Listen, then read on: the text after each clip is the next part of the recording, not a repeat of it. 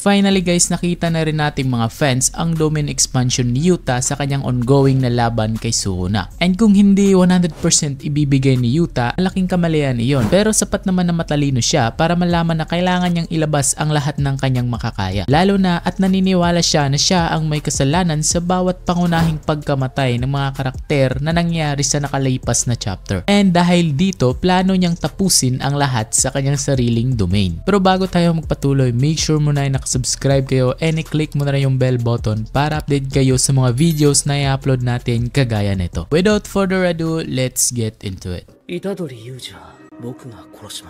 Sa chapter 249 ng JJK, ibinigay sa ating mga fans ang tamang sulyap sa domain expansion ni Yuta. Ang pangalan ng domain expansion nito ay tinatawag na True and Mutual Love. Isa itong domain expansion na may magandang disenyo at itinuturing na isa sa pinakamaganda sa serye for me. Kapag ginamit ni Yuta ang kanyang domain, ang mga target niya ay naipit sa loob nito. Sa loob ng domain expansion ni Yuta, maraming katanas tapos sabay-sabay may mga nuts na symbol ng weddings. Nagpapakita ng lakas ng koneksyon ni Yuta at Rika. Now, paano gumagana ang domain expansion ni Yuta? Sobrang ganda at astig talaga ng domain ni Yuta. Alam mo, expected na ng mga fans na magtatunggumpay si Yuta at swak na swak ang delivery ni Gege dyan. Ang domain expansion ni Yuta, syempre, konektado sa kanyang innate technique. Kung hindi mo pa alam, ang curse technique ni Yuta ay tinatawag na copy technique. Ito ay nagbibigay daan kay Yuta na kopyahin ang technique ng ibang tao or sorcerer. Pero may kondisyon ito. Kailangan ni Yuta ng pre-request sites bago siya makagamit. At mayroon ding limit kung gaano karaming beses niya pwedeng gamitin ang kopyang ito o ang technique na ito. Pero ang domain expansion na ito ay nagbibigay daan kay Yuta na gamitin ang mga copied techniques nang walang kahit anong limitasyon bilang kanyang sure hit attack. Ibig sabihin, kahit gaano karaming beses niya itong gamitin, palaging epektibo. Parang cheat code sa video games. Baka may iba pang tricks ang domain expansion niya na hindi pa alam natin mga fans. Baka sa loob ng kanyang domain, kaya niyang kopyahin ang ibang techniques nang hindi kailangan mag-meet ng mga requirements o free request sites. Pero yun nga lang, yan ay pure speculation pa lang at kailangan nating maging pasensyoso habang masusing pinagmamasdan ang laban niya kay Sukuna. Total nasa 249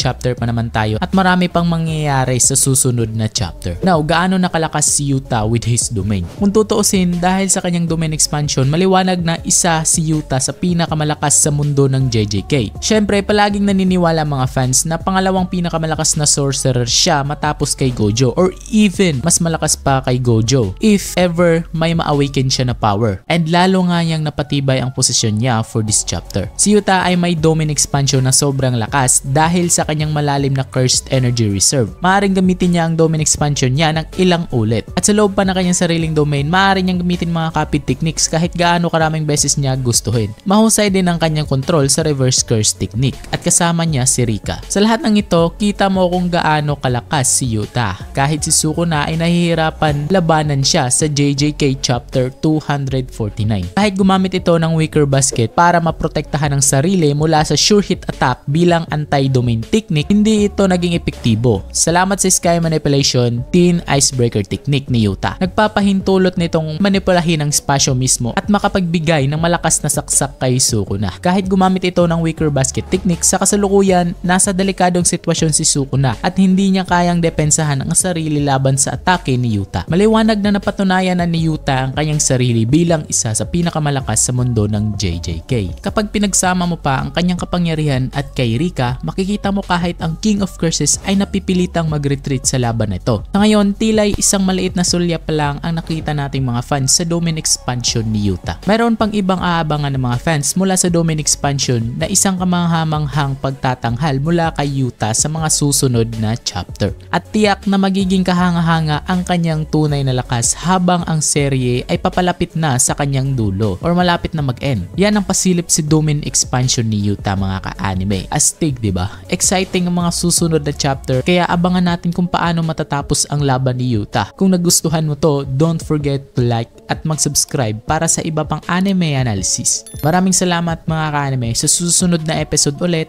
yun lang. Goodbye.